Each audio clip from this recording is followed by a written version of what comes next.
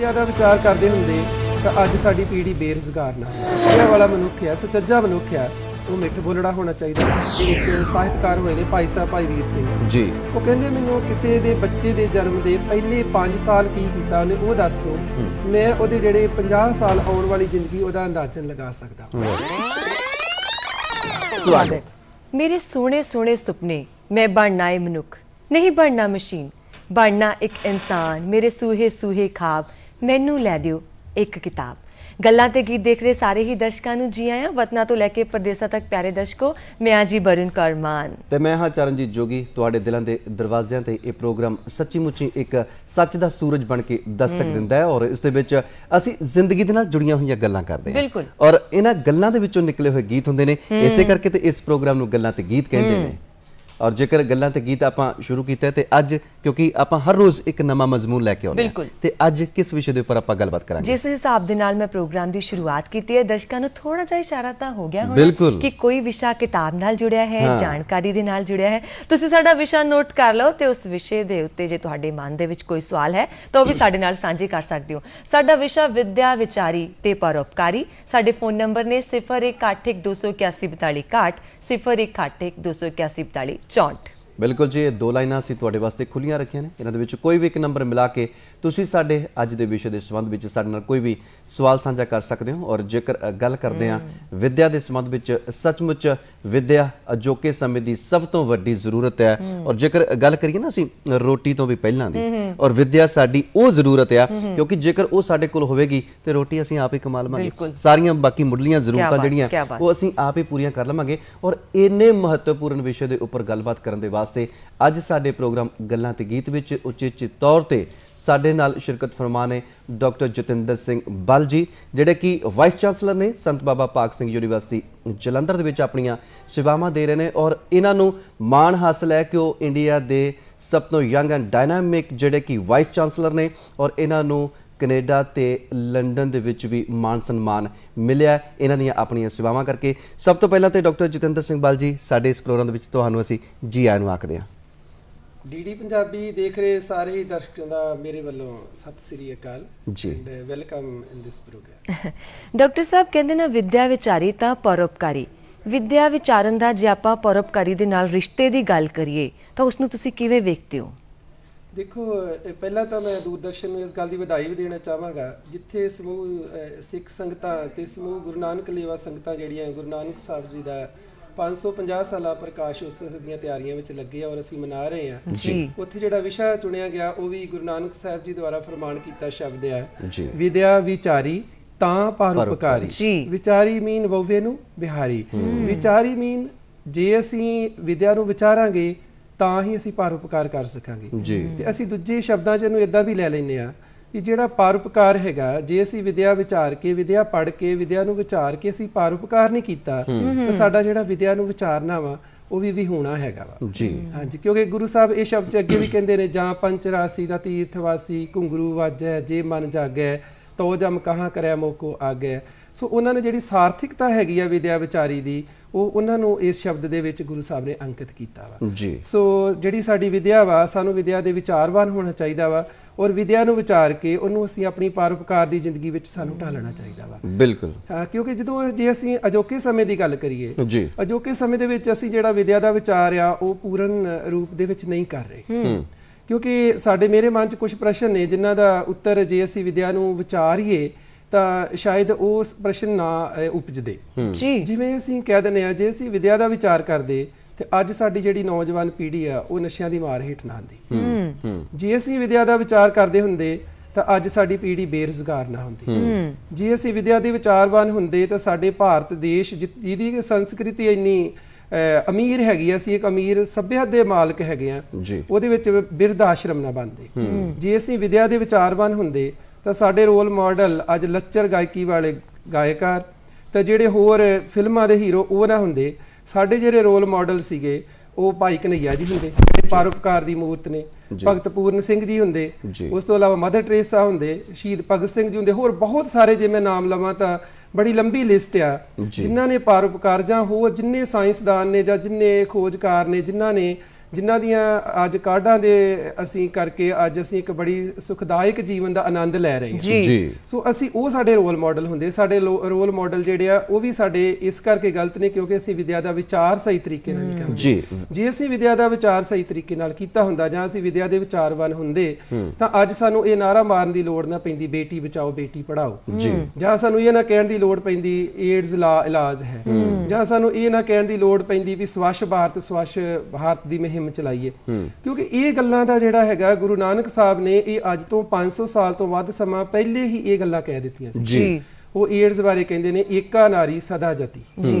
ਜੇ ਅਸੀਂ ਸਵੱਛ ਭਾਰਤ ਦੀ ਗੱਲ ਕਰੀਏ ਅਭਿਆਨ ਦੀ ਗੱਲ ਕਰੀਏ ਤਾਂ ਗੁਰੂ ਨਾਨਕ ਸਾਹਿਬ ਆਪਣੀ ਆਸਾ ਦੀ ਆਵਾਜ਼ ਚ ਉਚਾਰਨ ਕੀਤਾ ਉਹਨਾਂ ਨੇ ਇਹ ਜਗ ਸੱਚੇ ਕੀ ਹੈ ਕੋਠੜੀ ਸੱਚੇ ਕਾ ਵਿੱਚ ਵਾਸ ਜੀ। ਉਹਦੀ ਵੀ ਉਹ ਗੱਲ ਕਰਦੇ ਆ।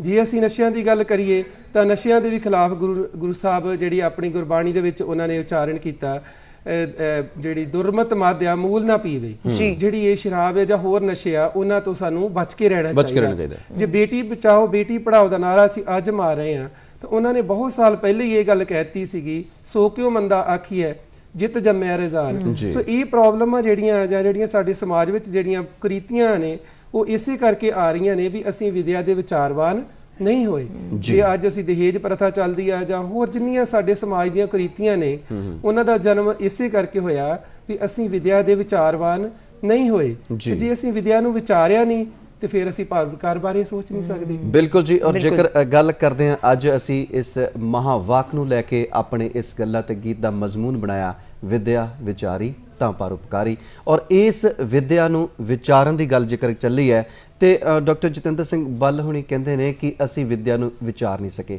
ਇਹ ਵਿਦਿਆ ਨੂੰ ਵਿਚਾਰਨਾ ਕੀ ਹੈ? ਵਿਦਿਆ ਨੂੰ ਵਿਚਾਰਨਾ ਹੈਗਾ ਵੀ ਅਸੀਂ ਵਿਦਿਆ ਨੂੰ ਪੜ੍ਹ ਕੇ ਉਹਨੂੰ ਅਸੀਂ ਆਪਣੀ ਪ੍ਰੈਕਟੀਕਲ ਜ਼ਿੰਦਗੀ ਦੇ ਵਿੱਚ ਲਾਗੂ ਕਰੀਏ। ਜੇ ਇੱਕ ਅਸੀਂ ਕੀ ਕਰ ਦਿੱਤਾ ਵਾ ਅਸੀਂ ਜਿਹੜੀ ਸਾਡੀ ਵਿਦਿਆ ਵਾ ਉਹ ਇੱਕ ਕਿੱਤਾ ਮੁਖੀ ਬਣ ਕੇ ਰਹਿ ਗਈ ਆ ਜਾਂ ਸਿਰਫ ਇੱਕ ਨੌਕਰੀ ਤੱਕ ਸੀਮਤ ਰਹਿ ਗਈ ਕਿਉਂਕਿ ਜਦੋਂ ਵਿਦਿਆ ਦਾ ਵਪਾਰੀਕਰਨ ਹੋਇਆ ਉਹਦੇ ਨਾਲ ਜਿਹੜੀ ਵਿਦਿਆ ਸੀਗੀ ਉਹ ਮੰਡੀ ਦੀ ਇੱਕ ਚੀਜ਼ ਬਣ ਕੇ ਰਹਿ ਗਈ। ਉਹ ਇੱਕ ਜਿਹੜਾ ਸਾਧਨ ਬਣ ਕੇ ਰਹਿ ਗਿਆ ਸਾਡਾ ਵਪਾਰੀਕਰਨ ਦਾ।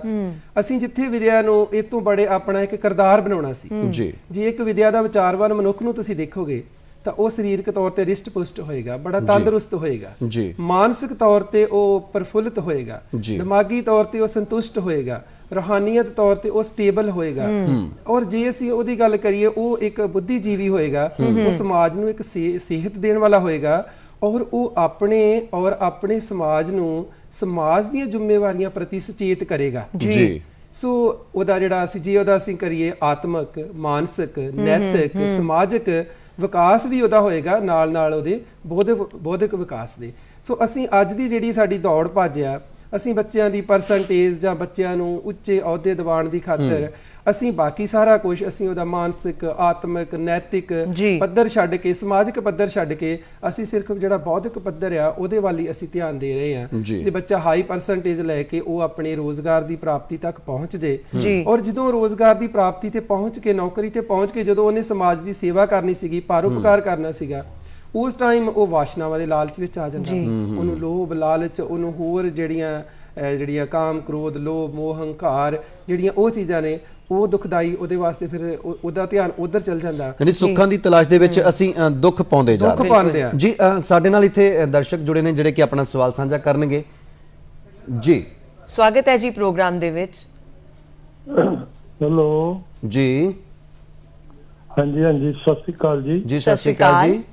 ਹਾਂਜੀ ਬਹੁਤ ਧੰਨਵਾਦ ਹੈ ਜੀ ਬਹੁਤ ਅੱਛਾ ਵਿਸ਼ਾ ਹੈ ਜੀ ਔਰ ਇਹਦੇ ਵਿੱਚ ਅਸੀਂ ਵੀ ਸੁਣਨ ਵਾਸਤੇ ਬੜਾ ਇਹਨੂੰ ਅੱਛਾ ਮਾਨ ਸਨਮਾਨ ਦੇਣ ਵਾਸਤੇ ਬੈਠੇ ਰਹਿੰਦੇ ਆ ਜੀ।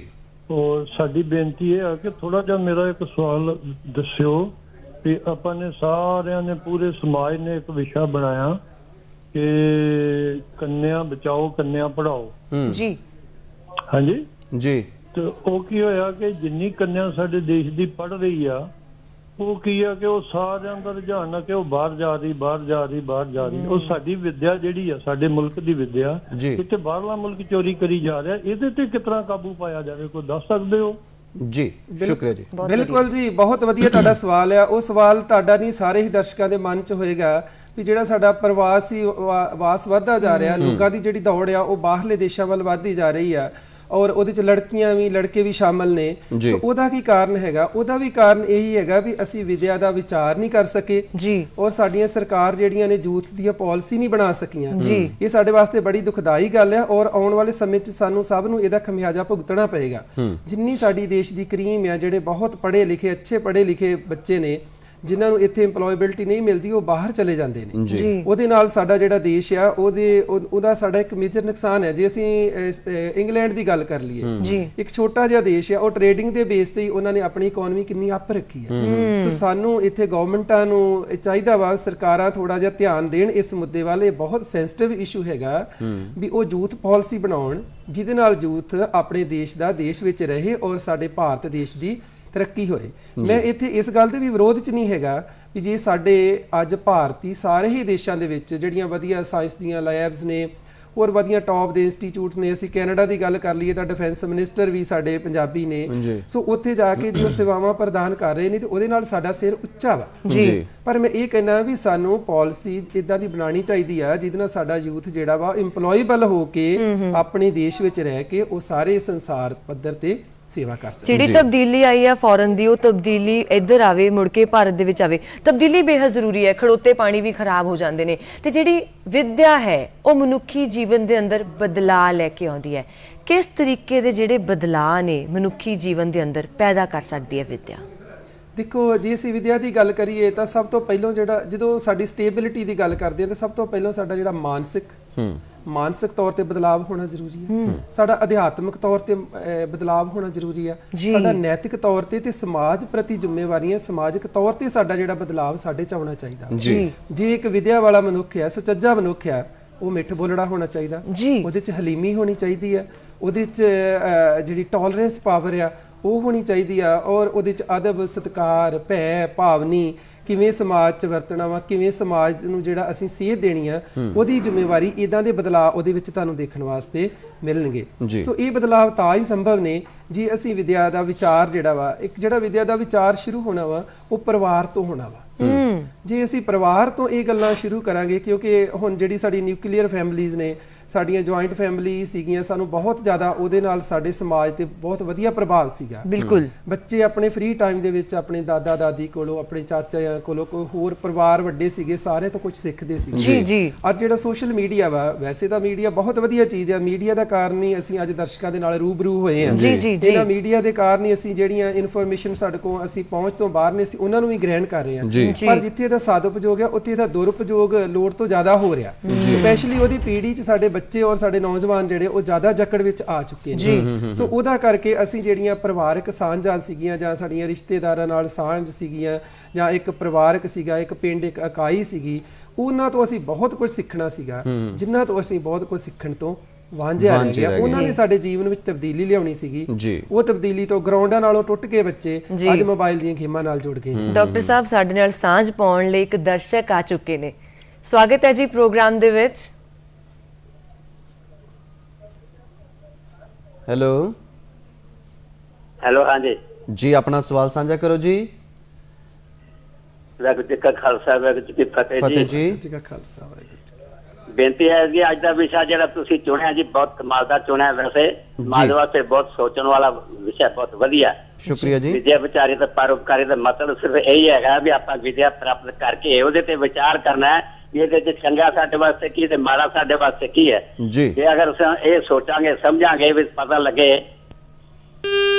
ਜੀ, ਮਾਫੀ ਚਾਹੁੰਦੇ ਕਿ ਉਹਨਾਂ ਦਾ ਸੰਪਰਕ ਸਾਡੇ ਨਾਲ ਟੁੱਟ ਗਿਆ। ਉਹ ਵੀ ਇਹੀ ਕਰਦੇ ਕਿ ਅਸੀਂ ਵਿਦਿਆ ਨੂੰ ਜੇਕਰ ਅਸੀਂ ਪੜ੍ਹਦੇ ਹਾਂ, ਜੇਕਰ ਉਸ ਨੂੰ ਵਿਚਾਰਿਆ ਨਾ, ਜੇਕਰ ਉਸ ਨੂੰ ਅਮਲਾਂ ਦੇ ਵਿੱਚ ਨਾ ਲਿਆਂਦਾ ਤੇ ਅਮਲਾਂ ਵਾਜੋਂ ਖੂਹ ਖਾਲੀ, ਤਾਂ ਫਿਰ ਅਸੀਂ ਕਿੱਥੇ ਅੱਗੇ ਜਾਵਾਂਗੇ। ਔਰ ਜਿਵੇਂ ਕਹਿੰਦੇ ਨੇ ਸੂਰਜ ਚੜ੍ਹਦਾ ਰੌਸ਼ਨੀ ਹੁੰਦੀ ਹੈ, ਉਸੇ ਤਰ੍ਹਾਂ ਹੀ ਸਾਡੇ ਮੱਥੇ ਦੇ ਵਿੱਚ ਵੀ ਇੱਕ ਸੂਰਜ ਉੱਗਦਾ ਹੈ। ਔਰ ਜਦੋਂ ਉਹ ਉੱਗਦਾ ਤੇ ਅੰਦਰਲੇ ਹਨੇਰੇ ਦੂਰ ਹੁੰਦੇ ਨੇ, ਉਹਨਾਂ ਨੂੰ ਦੂਰ ਕਰਨ ਦੇ ਵਾਸਤੇ ਇਹ ਜਿਹੜਾ ਮੱਥੇ ਦਾ ਸੂਰਜ ਉੱਗਦਾ ਹੈ, ਵਿਦਿਆ ਜਿਸ ਨੂੰ ਅਸੀਂ ਤੀਸਰਾ ਨੇਤਰ ਕਹਿੰਦੇ ਹਾਂ, ਇਹ ਅੱਗੇ ਜਾ ਕੇ ਕਿਵੇਂ ਪਰਉਪਕਾਰੀ ਸਾਨੂੰ ਬਣਾ ਸਕਦਾ ਹੈ, ਕਿਵੇਂ ਸਾਡੀ ਜ਼ਿੰਦਗੀ ਦੇ ਵਿੱਚ ਰੋਲ ਅਦਾ ਕਰ ਸਕਦਾ ਹੈ?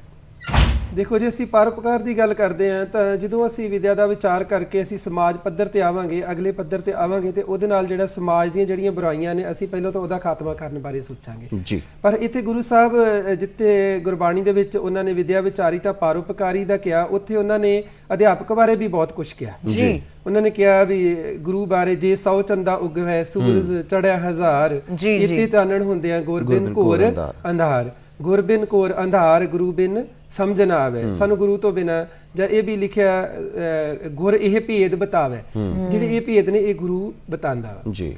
ਸੋ ਗੁਰੂ ਸਾਹਿਬ ਸਾਨੂੰ ਇਹ ਦੱਸਦੇ ਅੱਜ ਤੋਂ ਪਹਿਲਾਂ ਜਦੋਂ ਸਾਡਾ ਜਿਹੜੀ ਸਿੱਖਿਆ ਪ੍ਰਣਾਲੀ ਸੀਗੀ ਉਹ ਚੱਲਦੀ ਸੀਗੀ ਗੁਰੂ ਘਰਾਂ ਦੇ ਵਿੱਚ, ਮੰਦਿਰਾਂ 'ਚ, ਮਸਜਿਦਾਂ ਦੇ ਜਾਂ ਗੁਰੂਕੁਲ ਸੀਗੇ ਜਿੱਥੇ ਇੱਕ ਅਧਿਆਪਕ ਉਹਨਾਂ ਦੀ ਸ਼ਖਸੀਅਤ ਘੜਦਾ ਸੀਗਾ, ਪੂਰੀ ਸ਼ਖਸੀਅਤ ਉਹ ਘੜਦਾ ਸੀਗਾ, ਉਹ ਦੇਖਦਾ ਸੀਗਾ ਇਹਦੇ 'ਚ ਕਿਹੜੇ ਹੋਰ ਗੁਣ ਇਨਕਲਕੇਟ ਕਰਨ ਦੀ ਲੋੜ ਹੈ, ਇਹਨਾਂ ਨੂੰ 'ਚ ਹੋਰ ਕਿਹੜੀਆਂ ਚੀਜ਼ਾਂ ਅਸੀਂ ਇਹਦੀ ਮੋਟੀਵੇਸ਼ਨ ਇਹਨਾਂ ਨੂੰ ਕਰਨ ਦੀ ਲੋੜ ਹੈ ਜੀ। ਅੱਜ ਕੀ ਹੋ ਗਿਆ, ਸਾਡੀ ਜਿਹੜੀ ਪ੍ਰਣਾਲੀ ਆ ਉਹ ਥੋੜੀ ਜਿਹੀ ਉਹਦੇ ਨਾਲੋਂ ਵੇਰੀਏਸ਼ਨ ਹੋ ਗਈ। ਹੁਣ ਮੈਂ ਵੀ ਇਸ ਜਿਹੜਾ ਅਧਿਆਪਨ ਕਾਰਜ ਹੈ 20 ਸਾਲਾਂ ਤੋਂ, ਪਿਛਲੇ 20 ਸਾਲਾਂ ਤੋਂ ਲਗਾਤਾਰ ਕਰ ਰਿਹਾ ਹਾਂ, ਪਰ ਮੈਂ ਵੀ ਇਹਦੇ ਅਧਿਆਪਕ ਨਹੀਂ ਬਣ ਸਕਿਆ ਕਿਉਂਕਿ ਅਧਿਆਪਕ ਇੱਕ ਬੱਚੇ ਦੀ ਸ਼ਖਸੀਅਤ ਨੂੰ ਘੜਦਾ ਵਾ। ਅਸੀਂ ਇੰਸਟ੍ਰਕਟਰ ਜ਼ਰੂਰ ਆ, ਅਸੀਂ ਕੀ ਕਰਦੇ ਆ, ਅਸੀਂ ਕਿਤਾਬਾਂ ਪੜ੍ਹਦੇ ਆ, ਕਿਤਾਬਾਂ ਪੜ੍ਹ ਕੇ ਉਹਨੂੰ ਆਪਣੀ ਬੁੱਧੀ ਦੇ ਵਿੱਚ ਢਾਲ ਕੇ ਔਰ ਬੱਚਿਆਂ ਨਾਲ ਅਸੀਂ ਉਹਦੀ ਸਾਂਝ ਪਾਉਂਦੇ ਆ। ਜੇ ਮੈਂ ਮੈਥ ਦਾ ਅਧਿਆਪਕ ਆ ਤੇ ਮੈਂ ਬੱਚਿਆਂ ਨੂੰ ਮੈਥ ਦਾ ਪੜ੍ਹਾਵਾਂਗਾ, ਸਾਇੰਸ ਵਾਲਾ ਸਾਇੰਸ ਪੜ੍ਹਾ ਕੇ ਚਲਾ ਜਾਏਗਾ, ਇੰਗਲਿਸ਼ ਵਾਲਾ ਇੰਗਲਿਸ਼, ਪਰ ਬੱਚੇ ਦੀ ਜਿਹੜੀ ਸ਼ਖਸੀਅਤ ਘੜਨੀ ਸੀਗੀ ਉਹ ਕਿਤੇ ਜਿਹੜੀ ਆ ਉਹਦੇ 'ਚ ਸਾਡੇ ਕੋਲ ਕਿਤੇ ਨਾ ਕਿਤੇ ਫਰਕ ਰਹਿ ਜਾਂਦਾ।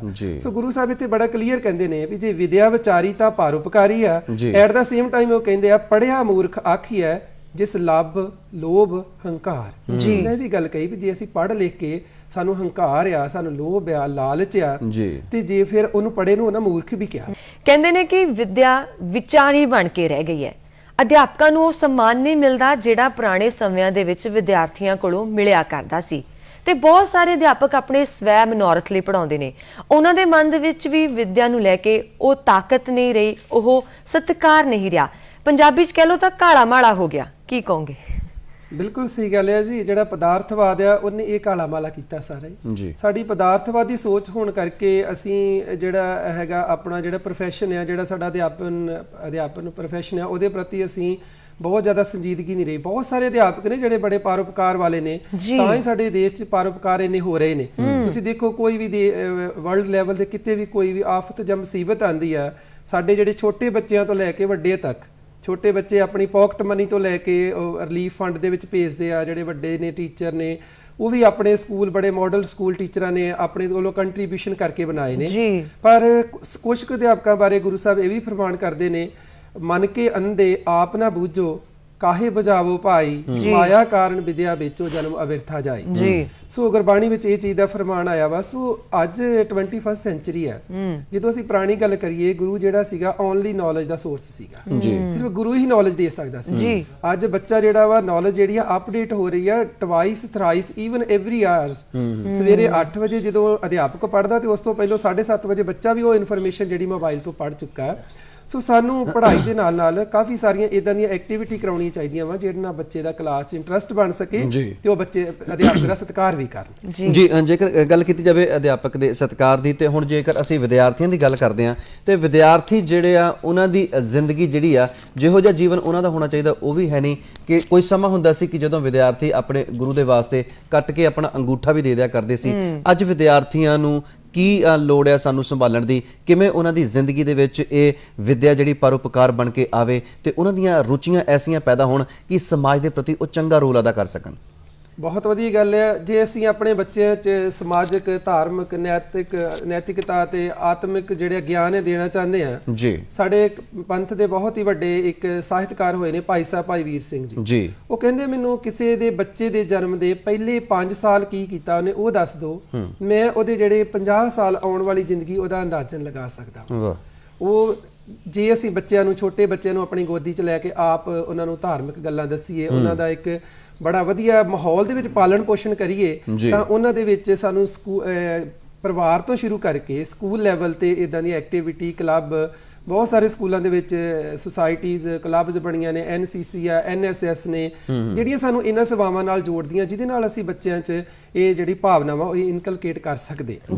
ਸੋ ਇਦਾਂ ਦੀਆਂ ਸਾਨੂੰ ਜਿਹੜੀਆਂ ਐਕਟੀਵਿਟੀ ਨੇ ਉਹ ਕਾਫੀ ਲੈਵਲ ਤੇ ਪਰਫਾਰਮ ਕਰਨੀਆਂ ਚਾਹੀਦੀਆਂ। ਡਾਕਟਰ ਸਾਹਿਬ, ਇਨਸਾਨ ਮਸ਼ੀਨ ਬਣ ਰਿਹਾ, ਇਨਸਾਨ ਨਹੀਂ ਬਣ ਰਿਹਾ, ਤੇ ਬਹੁਤ ਸਾਰੇ ਵਿਦਿਆਰਥੀ ਇਹੋ ਜਿਹੇ ਨੇ ਜਦੋਂ ਉਹਨਾਂ ਦੇ ਕੋਲ ਵਿਦਿਆ, ਇੱਕ ਖਾਸ ਤੌਰ ਤੇ ਡਿਗਰੀ ਆ ਜਾਂਦੀ ਹੈ ਤੇ ਉਹ ਹੰਕਾਰ ਦਾ ਕਾਰਨ ਬਣਦੀ ਹੈ ਪਰਉਪਕਾਰ ਦੀ ਜਗ੍ਹਾ। ਤੇ ਕਿਸ ਤਰੀਕੇ ਦੇ ਨਾਲ ਆਪਾਂ ਬੱਚਿਆਂ ਦਾ ਮਾਈਂਡ ਡਿਵਰਟ ਕਰ ਸਕਦੇ ਹਾਂ ਕਿ ਉਹ ਪਰਉਪਕਾਰ ਲੱਗੇ, ਉਹਨਾਂ ਨੂੰ ਲੱਗੇ ਕਿ ਅਸੀਂ ਕੁਝ ਸਿੱਖਿਆ ਹੈ ਤੇ ਵਾਕਿਆ ਨੂੰ ਸਿਖਾਉਣਾ, ਡਿਗਰੀ ਹਾਸਲ ਕਰਨਾ ਸਭ ਕੁਝ ਨਾ ਲੱਗੇ ਉਹਨਾਂ ਨੂੰ। ਹਾਂਜੀ, ਦੇਖੋ ਜੇ ਅਸੀਂ ਹੁਣੇ ਜਿਹੜੀ ਅਸੀਂ ਇੰਟਰਨੈਸ਼ਨਲਾਈਜੇਸ਼ਨ ਦੀ ਗੱਲ ਕਰਦੇ ਆ, ਉਹਦੇ 'ਚ ਇੱਕ ਚੀਜ਼ ਰਿਸਰਚ 'ਚ ਬੜੀ ਸਾਹਮਣੇ ਆਉਂਦੀ ਆ ਕਿ ਜਿਹੜੀ ਅਸੀਂ ਕਲਾਸਰੂਮ ਟੀਚਿੰਗ ਰਿਸਰਚ ਦੀ ਗੱਲ ਕਰਦੇ ਆ, that is the 10% of the overall personality. ਜਿਹੜੀ ਇੱਕ ਪਰਸਨੈਲਿਟੀ ਡਿਵੈਲਪ ਹੋਣੀ ਹੈ, ਇੱਕ ਸ਼ਖਸੀਅਤ ਬਣਨੀ ਹੈ, ਉਹਦਾ 10% ਰੋਲ ਆ।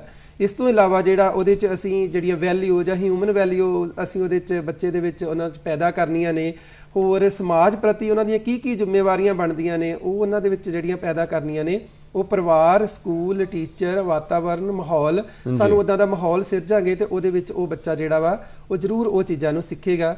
ਉਹ ਤੋਂ ਸਾਨੂੰ ਬੱਚਿਆਂ ਨੂੰ ਜਿਹੜਾ ਮਾੜਾ ਮੀਡੀਆ ਵਾ ਉਹ ਤੋਂ ਵੀ ਗਰੇਜ਼ ਕਰਨਾ ਪਏਗਾ, ਔਰ ਉਹਨਾਂ ਦੀ ਜਿਹੜੀ ਸੰਗਤ, ਕਿਉਂਕਿ ਜਿਹੜਾ ਸਾਡਾ ਥਾਟ ਪ੍ਰੋਸੈਸ ਹੈਗਾ ਉਹ ਅਸੀਂ ਜੋ ਕੁਝ ਅਸੀਂ ਦੇਖਦੇ ਹਾਂ ਜਾਂ ਸੁਣਦੇ ਹਾਂ ਉਹਨੂੰ ਅਸੀਂ ਵਿਚਾਰਦੇ ਹਾਂ, ਜੋ ਵਿਚਾਰਦੇ ਹਾਂ ਉਹ ਸਾਡਾ ਫਿਰ ਉਦਾਂ ਦੇ ਅਸੀਂ ਕੰਮ ਕਰਦੇ ਹਾਂ ਤੇ ਉਦਾਂ ਦਾ ਸਾਡੀ ਜਿਹੜੀ ਕਰੈਕਟਰ ਬਿਲਡਿੰਗ ਆ ਹੋ ਜਾਂਦੀ। ਬਿਲਕੁਲ ਜੀ, ਜੇਕਰ ਤੁਸੀਂ ਗੱਲ ਕੀਤੀ ਹੈ ਕਿ ਜਿੱਥੇ ਇਹਦੇ ਵਿੱਚ ਸਾਡਾ ਸਾਰਾ ਮਾਂ-ਬਾਪ ਆਉਂਦੇ ਨੇ, ਅਧਿਆਪਕ ਆਉਂਦੇ ਨੇ, ਵਿਦਿਆਰਥੀ ਆਉਂਦੇ ਨੇ ਔਰ ਆਲਾ ਦੁਆਲਾ ਆਉਂਦਾ, ਉਹ ਸਾਰਾ ਰਲ ਮਿਲ ਕੇ ਇੱਕ ਸਮਾਜ ਦਾ ਰੂਪ ਲੈਂਦਾ ਹੈ ਔਰ ਸਾਡੇ ਸਮਾਜ ਦੇ ਅੰਦਰ ਵੀ ਪਰਉਪਕਾਰ ਦੀ ਭਾਵਨਾ ਤਾਂ ਹੀ ਆਵੇਗੀ ਜੇਕਰ ਅਸੀਂ ਵਿਦਿਆ ਨੂੰ ਅਸਲ ਸਹੀ ਮਾਇਨੇ ਦੇ ਵਿੱਚ ਅਸੀਂ ਵਿਚਾਰਾਂਗੇ।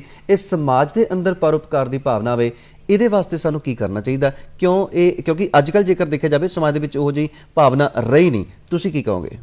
ਮੈਂ ਕਹਾਂਗਾ ਵੀ ਸਾਡੇ ਜਿਹੜੇ ਰੋਲ ਮਾਡਲ ਨੇ ਉਹ ਇਦਾਂ ਦੇ ਹੋਣੇ ਚਾਹੀਦੇ ਨੇ। ਜਿਵੇਂ ਮੈਂ ਹੁਣੇ ਜਿਸ ਯੂਨੀਵਰਸਿਟੀ ਨੂੰ ਮੈਂ ਹੈੱਡ ਕਰ ਰਿਹਾ, ਸੰਤ ਬਾਬਾ ਭਾਗ ਸਿੰਘ ਯੂਨੀਵਰਸਿਟੀ, ਜੋ ਕਿ ਸੰਤ ਬਾਬਾ ਮਲਕੀਤ ਸਿੰਘ ਜੀ ਦੁਆਰਾ ਸਥਾਪਿਤ ਤੇ ਸੰਤ ਬਾਬਾ ਦਿਲਾਵਰ ਸਿੰਘ ਬ੍ਰਹਮ ਜੀ ਜੋ ਉਹਨੂੰ ਚਲਾ ਰਹੇ ਨੇ, ਉਹਦੇ 'ਚ ਮੈਂ ਇੱਕ ਬੜੀ ਗੱਲ ਧਿਆਨ ਨਾਲ ਆਏ ਉੱਥੇ ਜਦੋਂ ਆਪਣੇ ਟੀਚਰਾਂ ਨਾਲ ਅਸੀਂ ਮੀਟਿੰਗ ਵੀ ਕਰਦੇ ਆ, ਉਹਨਾਂ ਨੂੰ ਅਸੀਂ ਦੱਸਦੇ ਹਾਂ ਵੀ ਜਿਹੜੇ ਸੰਤ ਬਾਬਾ ਮਲਕੀਤ ਸਿੰਘ ਜੀ ਉਹਨਾਂ ਨੇ ਆਪਣੇ ਨਿੱਜ ਸਵਾਰਥ ਵਾਸਤੇ ਕੁਝ ਨਹੀਂ ਕੀਤਾ। ਨਿੱਜ ਸਵਾਰਥ ਤੋਂ ਉੱਪਰ ਉੱਠ ਕੇ ਉਹਨਾਂ ਨੇ ਪਰਉਪਕਾਰ, ਇਹ ਨਹੀਂ ਇੱਕ ਦਿਨ ਜਾਂ 2 ਦਿਨ ਪੂਰੀ ਜ਼ਿੰਦਗੀ ਆਪਣੀ ਪਰਉਪਕਾਰ ਕੀਤੀ।